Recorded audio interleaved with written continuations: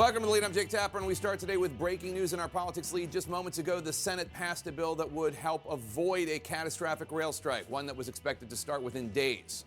Now the legislation, which had already passed the House of Representatives, heads to President Biden's resolute desk for signing. Just a few hours ago, it looked as though the agreement could be derailed, with members of both parties, Democrats and Republicans, demanding paid sick leave for the union rail workers. CNN's Manu Raju starts off our coverage from Capitol Hill with an inside look at how this deal came together just minutes ago. The Senate averting a devastating blow to the U.S. economy, voting to prevent a railway strike after a tense week of negotiations. On the one hand, we don't want to shut down the economy. On the other, we don't want to say to rail workers, if you have a heart attack or you break your leg, you either show up to work or you're going to lose your job. Lawmakers recognizing that a strike could have disrupted food supplies and intensified sky-high inflation and send the economy reeling. Do you have concerns about Congress intervening here? Of course. Got concerns also about a rail shutdown, so that's what I'm considering. Tentative deal, now enforced by Congress, was brokered by the Biden administration, major railways, and 8 of 12 labor unions.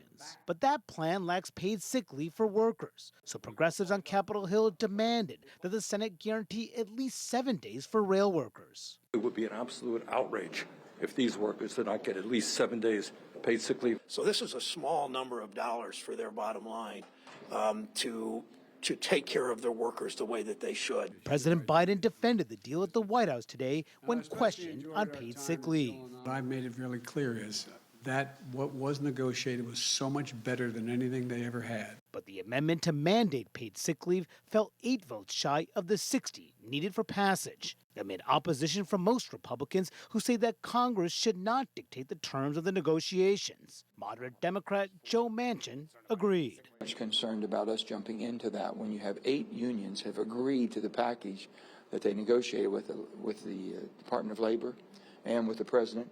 I'm very reluctant on the other for us to jump in and set a precedent. Behind the scenes, the lobbying campaign intensified. Labor Secretary Marty Walsh and Transportation Secretary Pete Buttigieg joining a private lunch of Senate Democrats and demanding action. The Senate cannot leave until we get the job done. While Republicans have been skeptical, the plan winning the support of Senate GOP leader Mitch McConnell, even as the top House Republican Kevin McCarthy opposed the deal when it passed the House on Wednesday. The whole law interferes with negotiation.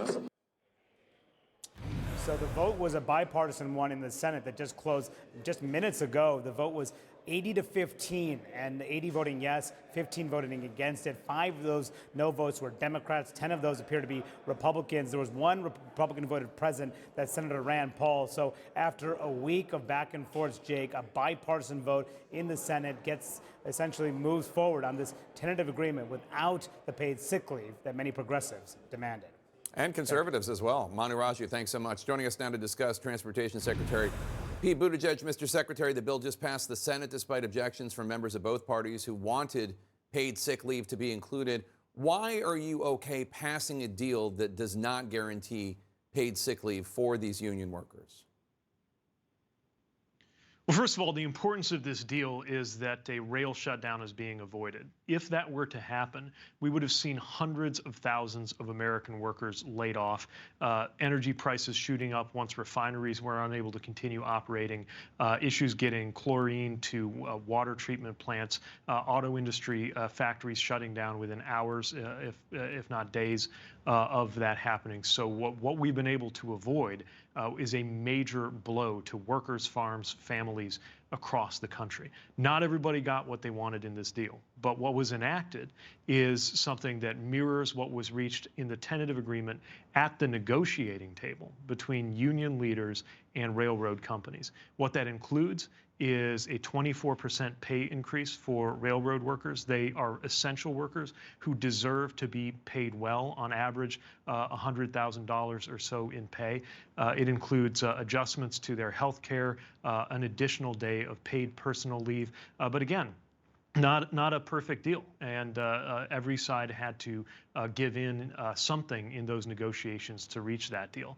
I think there's an ongoing conversation in this country about how to make sure that workers in this sector and in every sector get the support that they need. But right now, what you have is a deal that is improving pay and work conditions for American railroad workers, and crucially, avoiding a shutdown that would have been devastating to the American economy. Without question, the shutdown would have been devastating to the American economy, and I think everybody out there is glad that it has been avoided. But the question is, these rail lines, they're making billions of dollars. Profits are up for all of them, quite a lot in some cases. You and I have paid sick leave. My crew has paid sick leave. Why don't these railway workers deserve paid sick leave? Well, let me remind you, the position of our administration is that every American worker ought to have paid leave, whether you're a railroad worker, a journalist, a federal government employee, or whether you work at Burger King. We believe that every American worker, certainly every full-time American worker, ought to have paid leave. The president has proposed that. The president has advanced that in proposed legislation, and so far it has been unable to get past what has been unified Senate Republican opposition. We are going to continue to press for that. Again, not just picking and choosing one sector over another, but based on the basic idea that every single American worker ought to have paid leave, just like you have in pretty much every country in the world. Right, but for now, right now, tentative agreement that was reached at the bargaining table between union leaders and companies contains provisions like this pay raise and other improvements. Right. I get it, but saying that they ought to have paid sick leave and then getting in there and saying to the Warren Buffetts of the world, give these guys paid sick leave, or the White House is going to make you guys out to be the bad guys, and you're going to be the ones that are forced to blink after your reputations take a number of hits. That's a different matter. We've heard from multiple union workers who feel like the Biden administration has let them down. Gabe Christensen, a freight railroad brakeman who lives in Nevada, he told CNN, quote, "Here we have someone," meaning Biden, "who touted themselves as the most labor-friendly president for many decades, and he basically just betrayed us. There really is no difference between Democrats and Republicans anymore. They're just feeding corporate greed," unquote. What do you say to Gabe Christensen?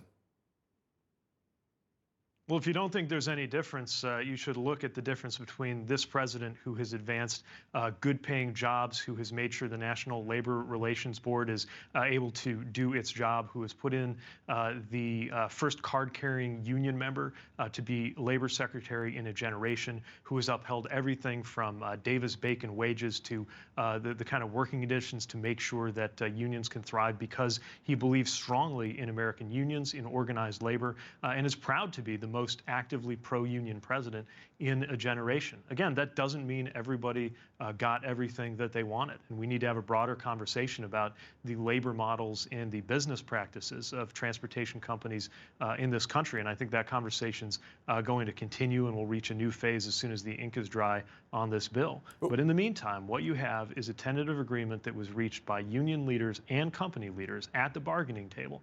And there simply were not votes. As we saw, not the votes in the Senate, for sure, to go in and change the terms of what was reached at that table. And this is not a situation where you can play around, where you can allow things to come to the brink, even before the date of a potential shutdown. Several days before that, you would have seen shipments begin to wind down, hazardous materials, potentially including chlorine for water treatment in this country, not able to get to where it needed to go.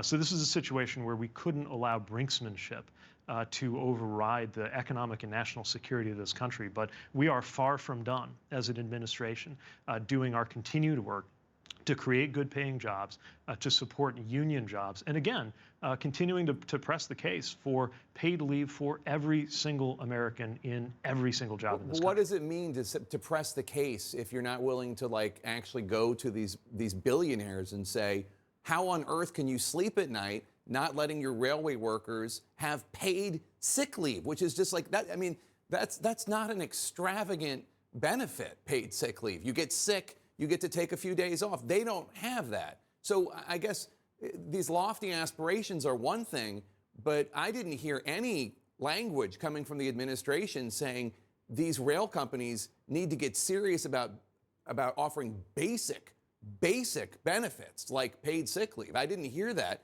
So I understand where Gabe Christensen is coming from. Well, again, what this administration supported was what the union leaders and the company leaders agreed to, and did not insert changes into the agreement, because that would have likely added time and complication to a process that would have taken us off the cliff economically. But let me be clear, very specific legislative proposals have come from this administration advancing paid leave. And if friends on the other side of the aisle would work with us, we could have had that, and we could have that in the future. And that's going to continue to be something we work on.